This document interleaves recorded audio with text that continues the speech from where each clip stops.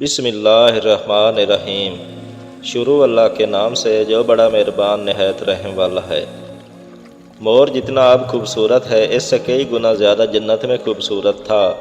مور کی خوبصورتی پہ سبھی پرندے فدا تھے، لیکن ان سب خوبیوں کے باوجود مور سے ایسی کون سی خطا ہو گئی تھی جس سے اللہ تعالیٰ کی ناراضگی کی وجہ سے اس کو جنت سے نکال دیا۔ اللہ تعالیٰ نے جب حضرت آدم علیہ السلام اور اماں حوا کو پیدا فرمایا، اس کے بعد ان کو جنت میں بھیج دیا۔ وہ دونوں جنت میں بہت ہی پرسکون رہتے تھے، بہت ہی لذیذ میوے پھل کھایا کرتے تھے، لیکن ایک اناج جسے اللہ تعالیٰ نے ان کو کھانے سے منع فرمایا وہ اناج گندم تھا۔ چونکہ شیطان حضرت آدم علیہ السلام کی وجہ سے ہی جنت سے نکالا جا چکا تھا، اسی وجہ سے شیطان کی حضرت آدم علیہ السلام سے دشمنی ہو گئی تھی۔ شیطان یہ چاہتا تھا کہ وہ کسی بھی طرح حضرت آدم علیہ السلام کو جنت سے نکال دے اور ساتھ میں اماں حوا کو بھی جنت سے نکال دے۔ جب شیطان کو یہ خبر ہوئی کہ حضرت آدم علیہ السلام کو تمام میوے کھانے کی اجازت ہے لیکن گندم کھانے کی اجازت نہیں ہے، تو شیطان انتقام کی آگ دل میں لیے جنت کے دروازے کے پاس بیٹھ گیا اور 300 سال تک وہاں پر بیٹھا رہا کہ کوئی جنت کے دروازے سے باہر آئے اور شیطان اس سے بات کر سکے۔ ایک دن اچانک سے مور جنت سے باہر آ گیا۔ شیطان اس کو دیکھتے ہی بہت خوش ہو گیا۔ شیطان نے پوچھا، اے خوبصورت پرندے تم کون ہو؟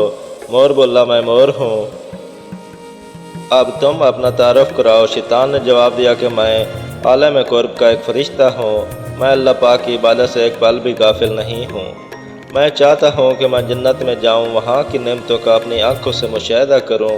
شیطان مور سے کہنے لگا کہ تم مجھے جنت کے اندر لے جاؤ، میں تمہیں 3 ایسی باتیں بتاؤں گا جس سے تمہیں ابدی زندگی حاصل ہو جائے گی، تمہیں بڑھاپا اور بیماری نہیں آئے گی، تم ہمیشہ جنت میں ہی رہو گے۔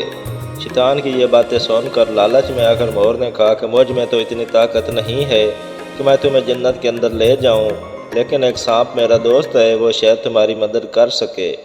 یہ کہہ کر مور سانپ کے پاس آیا، اس کو ساری بات بتائی۔ سانپ بھی شیطان کی باتوں سے بہت خوش ہو گیا، پھر شیطان کو اپنے منہ میں چھپا کے جنت میں داخل ہو گیا، اور یوں شیطان اپنی چال میں کامیاب ہو گیا۔ جنت کے تمام نگہبانوں کو یہ معلوم تھا کہ شیطان یہ چال چل رہا ہے اور جنت میں داخل ہو چکا ہے۔ فرشتے شیطان کو جنت سے نکالنے لگے، تبھی اللہ پاک کا حکم ہوا کہ اس کو ابھی جنت میں رہنے دیا جائے۔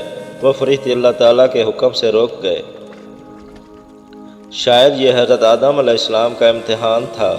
شیطان حضرت آدم علیہ السلام کے پاس اور اماں حوا کے پاس جا کر اپنی محبت کا اظہار کرنے لگا۔ وہ دونوں ہی شیطان کو پہچان نہ سکے کیونکہ ماضی کے مقابلے میں شیطان کی شکل تبدیل ہو چکی تھی۔ شیطان کہنے لگا کہ میں چاہتا ہوں کہ آپ دونوں ہمیشہ جنت میں اسی طرح زندگی گزاریں، ہمیشہ خوش رہیں۔ حضرت آدم علیہ السلام اس کی بات بہت غور سے سننے لگے۔ شیطان نے کہا، اگر آپ میری بات مان جائیں تو آپ کو جنت کی اور بھی تمام سہولتیں ملیں گی۔ حضرت آدم علیہ السلام شیطان کے بہکاوے میں آ کر کہنے لگے کہ یہ کس طرح ممکن ہے؟ شیطان کہنے لگا، ایک گندم کا دانہ اگر آپ دونوں چکھ لیں تو آپ کو ابدی حیات حاصل ہو جائے گی اور آپ جنت میں ہی رہیں گے۔ یہ بات سن کر حضرت آدم علیہ السلام کے دل میں رجحان پیدا ہوا، لیکن ان کے دل میں اللہ کی نافرمانی کا خوف غالب آ گیا۔ جبکہ اماں حوا شیطان کی باتوں میں آ گئی، جس پر اماں حوا نے حضرت آدم علیہ السلام کو راضی کر لیا۔ پھر اس کے بعد ان دونوں نے گندم کے دانے کو چکھ لیا۔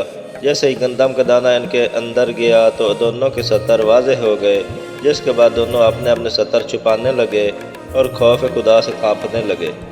اسی دوران اللہ تعالیٰ نے فرشتوں کو یہ حکم دیا کہ حضرت آدم علیہ السلام اور اماں حوا دونوں کو زمین پر اتار دو۔ حضرت آدم علیہ السلام کو سری لنکا کے قریب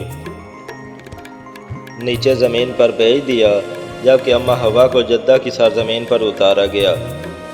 جن خوبصورت پیروں سے چل کر مور شیطان کو جنت کے اندر لے کر آیا تھا، وہی خوبصورت پاؤں اللہ پاک نے مور سے لے لیے۔ سانپ جو اپنے منہ میں شیطان کو چھپا کر لایا تھا، اس کے منہ کی خوبصورت خوشبو کو چھین کر اس میں زہر ڈال دیا گیا، پھر مور کے ساتھ ساتھ سانپ کو بھی جنت سے نکال دیا گیا۔ سبحان اللہ۔